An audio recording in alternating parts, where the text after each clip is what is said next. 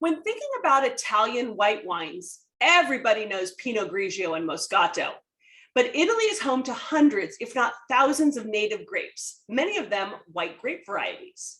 In this episode, let's look past Pinot Grigio and take a look at some of the best and most interesting white wines from Italy. Give our video a like, comment, and subscribe to our channel for more.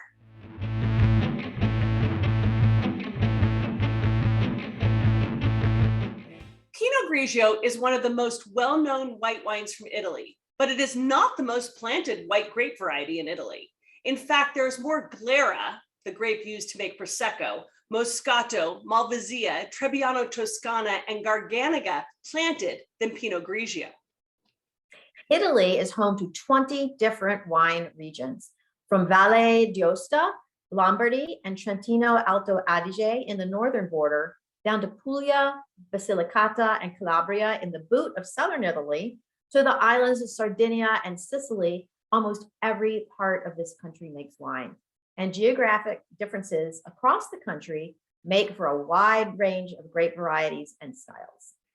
Trebbiano Toscano, known as Uni Blanc in France, is the second most planted grape in Italy. It is grown almost everywhere and has several sub-varieties or clones.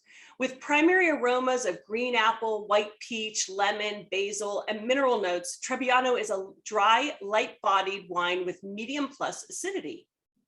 The Garganega grape is the most important white grape variety in Verona and Vicenza in the north of Italy. The most important wine made with Garganega grape is Soave. Garganega is also used to produce both Spumante, which is sparkling, and Recioto, sweeter style wines. Garganega produces a wine that's pale yellow in color with great aromatic richness and floral aromas and notes of almonds. I love it. The wine is medium bodied, good acidity, balanced, and velvety.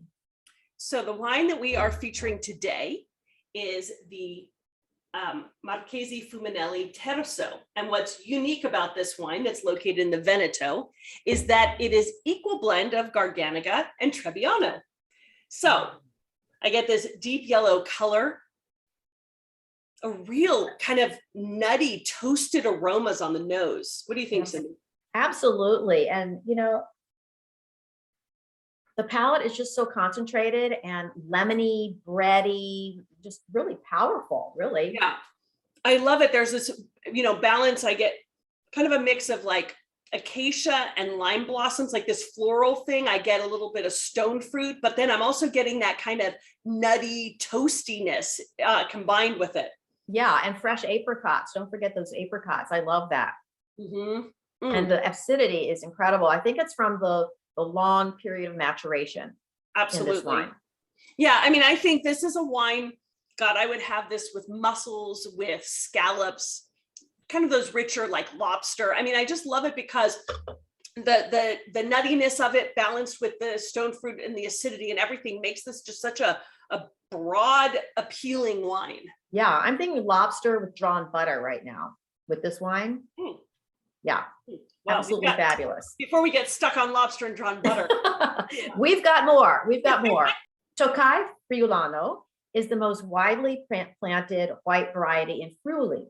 Colli Orientale dei Friuli is a DOC, and the vines are planted in the hills. Tocai Friulano makes light to medium-bodied wines, aromas of white flowers, ripe apples, and stone fruits, and herbal notes with, oh my gosh, beautiful, crisp acidity. And to be honest with you, it's often confused or mistaken for Sauvignon Blanc.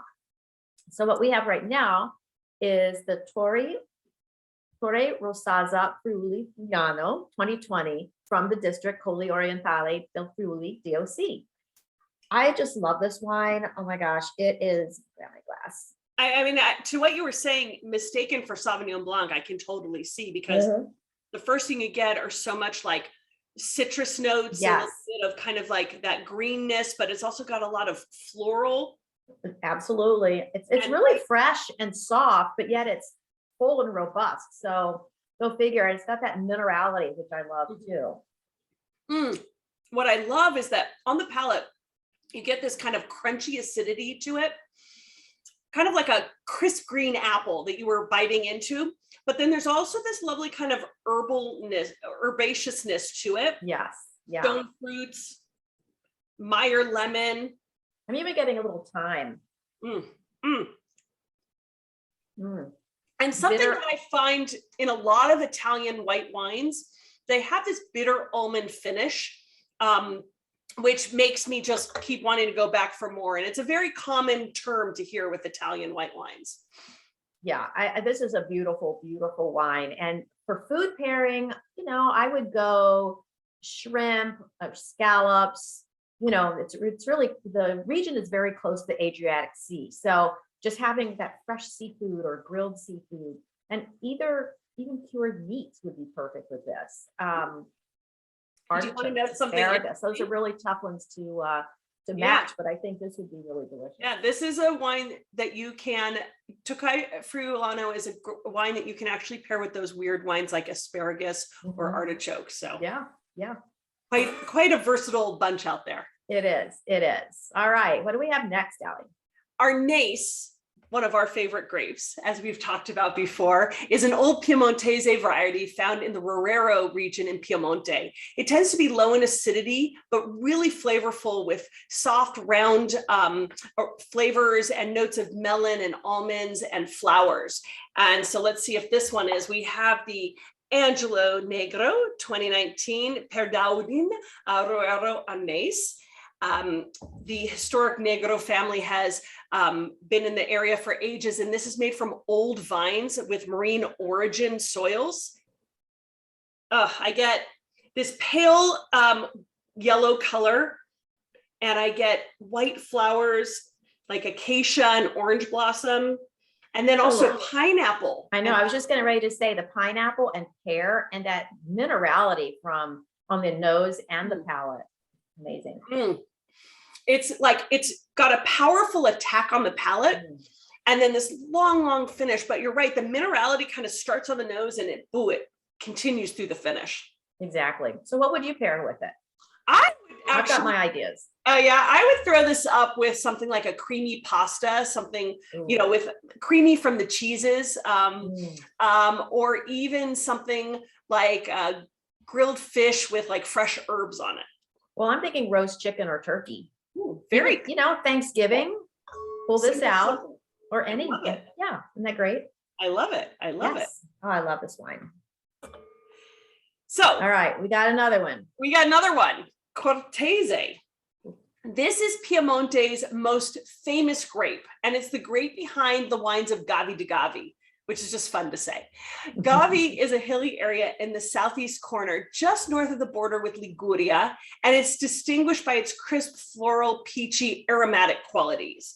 So this wine is the Enrico Serafino 2019 Griffe di Cortero Gavi DOCG. And let's see what we get in the glass. Wildflowers, that kind of almondy note, apple, pear, juicy plums. Ooh, yeah, I'm getting that. Yeah, I love that. It's so fresh on the palate.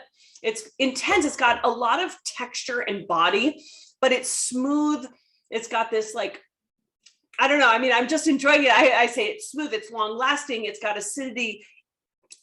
It's got this lovely weight on the mid palate that is just absolutely. Yeah, the body is incredible. It's fresh.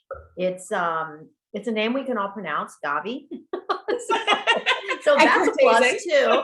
But I think it's so food friendly. I would go, I mean, sorry, we're all doing the seafood route again, but these white wines are so perfect for any kind of seafood dish. I think this particular one, from grilled to sauces to fresh, you know, like even sushi. Yeah, absolutely. Right. And a $17 wine, so can't go wrong. Yes. Gavi, please. Yes. So now we have another one. Verdicchio thrives in the Marche region on the Adriatic coast. Verdicchio is a name that means little green one, and it produces a high acid, crisp, yet powerful wine with plenty of minerality. Verdicchio dei Castelli di Jesi means Verdicchio of the castles of Jesi. It refers to the numerous hilltop villages that dominate the region surrounding the small town of Jesi. Verdicchio dei Castelli di Jesi Classico is a DOC wine, and Verdicchio dei Castelli di Jesi Reserva is a DOCG wine. How's that?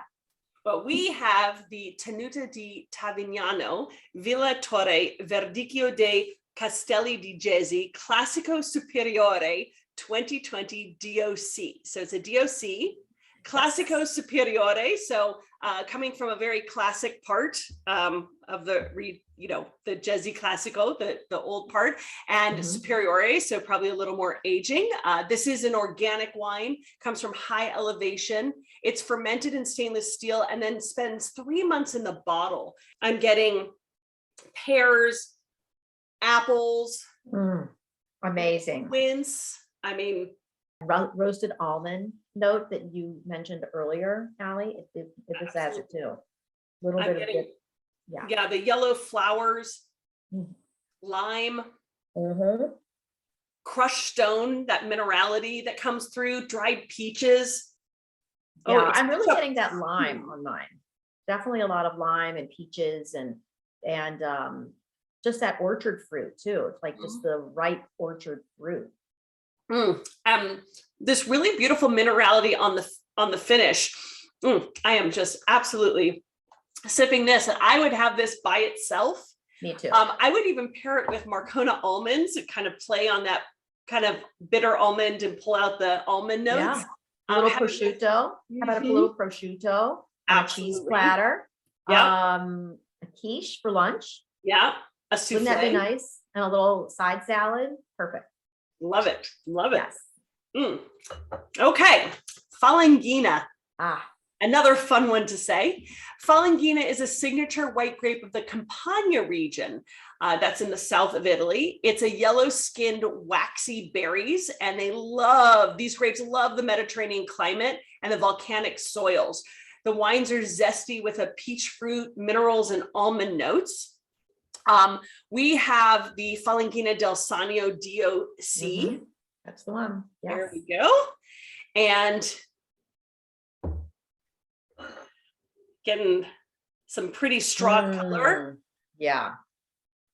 Yeah, the aromas are very intense and powerful, very perfumey, floral notes, kind of those typical Mediterranean florals that you get wafts of when you're there. On the palate, wow. I get a lot of green apple. I get banana, tropical fruit, not strongly, but it's there. But wow, the acidity, the intensity that you get on the nose really continues onto the palate in a very light, fresh way. But it's a beautiful wine, floral, citrus notes. Everything you were saying on the nose continues onto the palate. Oh, delicious. I know. Well, I'm thinking shrimp with this. Prawns or shrimp. Shrimp scampi, fresh shrimp, a shrimp boil, peel them on newspaper, pour some wine, do it on a picnic table. Perfect afternoon. I'm thinking like goat cheese. I can see how the tartness of the cheese and the kind of tart finish of the wine could work. Yes. I'm also thinking like taking clams with garlic, parsley, and lemon. I think that they'll complement each other really well. I don't think they're contrasting. I think it'll just be a nice kind of. Yeah, absolutely. Or even those clams in a white sauce over pasta. Absolutely. Okay. All right. Yeah. So many white wines in Italy, Allie. How can we? So many. But one more we have to talk about. Vermentino. I mean, Vermentino is a light-bodied white wine with a high amount of acidity and minimal sweetness that grows mostly in Italy on the island of Sardinia. It's bright, citrusy, and made for easy drinking. Also very similar to Sauvignon Blanc, which was our Tocai Friulano at the beginning. So with this one, we have the Antonella Corda Vermentino di Sardegna, DOC 2020. Antonella Corda, female winemaker, mother of the vines, talented woman who really expresses the terroir. And, you know, it's an island, and I can almost smell like I'm on the island with the Mistral winds blowing. I get this savory, I get like papaya and passion fruit. I think that crisp acidity really sings to me. I mean, it's just so snappy and with fruit filled exotic fruits. That minerality is fabulous. It's a little salinity, herbs. I cannot get past the passion fruit that pops on this wine and the herbs, like you were saying, that kind of sage and rosemary. Oh my God. And that bitter almond finish again. Yes. You know, there we go. That's right. That's right. So good. So Beautiful good. wines. Love these. So, I think every wine that we had today, every wine we had today was under $35. They are. Great value. And we have in front of us 7 great native Italian white wines that are not Pinot Grigio. So next time you're shopping for wine, branch out and try an Italian white wine that isn't Pinot Grigio, and the world of wine will just open up to you, because Italy has a lot to offer. A lot. I totally agree with you. I mean, even though you can't pronounce it except for Gavi, you can just go to your section in the wine shop, ask someone, say, you know, I'm having shrimp or pasta and fish, and just ask for a suggestion. These are wonderful, wonderful wines to explore at quite a reasonable price. Absolutely. So if you like Sauvignon Blanc, go say, I want something from Italy similar, and you'll get a Friulano or a Vermentino, or who knows. Yeah. But there is a world of white wine to explore in Italy. We've shown you 7 great ones today. We hope that you like this video. Let us know if you have a favorite white wine from Italy, and subscribe to our channel for more. Cheers.